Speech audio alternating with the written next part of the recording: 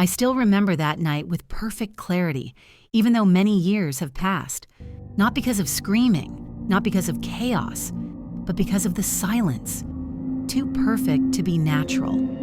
I was working the night shift as a cashier at a 24-hour convenience store on the outskirts of a small town in the western United States. The location sat near a highway, surrounded by gas pumps, an old motel, and a stretch of dark pine forest. Every night felt the same. The hum of the beverage coolers, the buzz of neon lights, and the second hand of the clock moving far too slowly. Night shifts were always quiet, usually only truck drivers, night workers, or people stopping briefly for coffee. I liked the calm, even though sometimes the loneliness grew heavy, like something was watching from the corners of the store. That night was November 14th, around 2:17 a.m. I know the exact time because the cash register still stored the timestamp of the last transaction. I was organizing receipts and counting small bills when the automatic doors slid open. The familiar ding echoed through the store.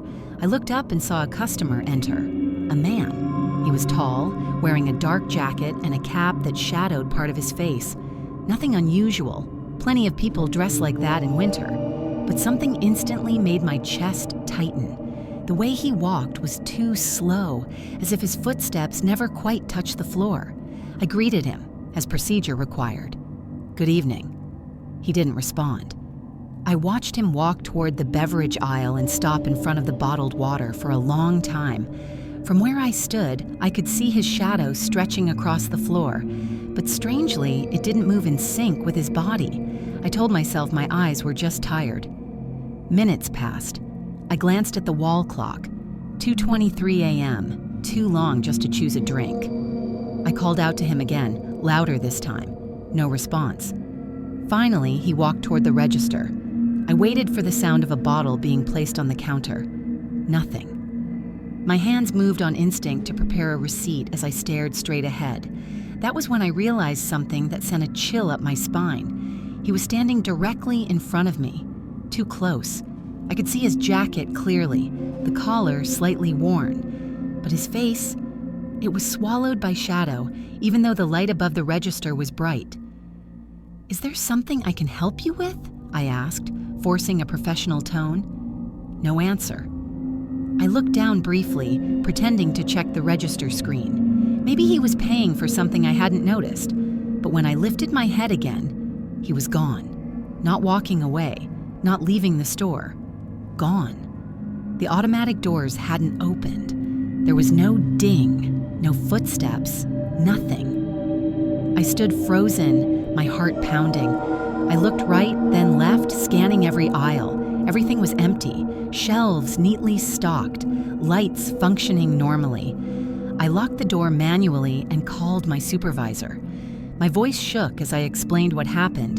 He told me to stay calm and check the CCTV footage.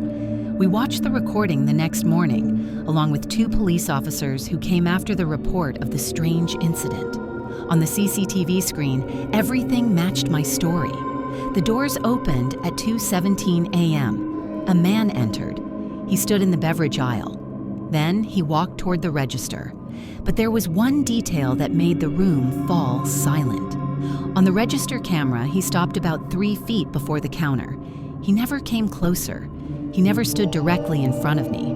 And at 2:24 a.m., his body slowly faded away, like a shadow being swallowed by light.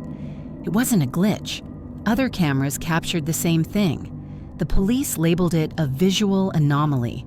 One of them, speaking quietly, asked if I knew the history of the place.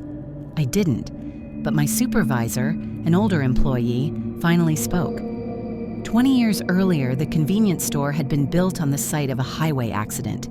A man was found dead in front of the old shop that once stood there.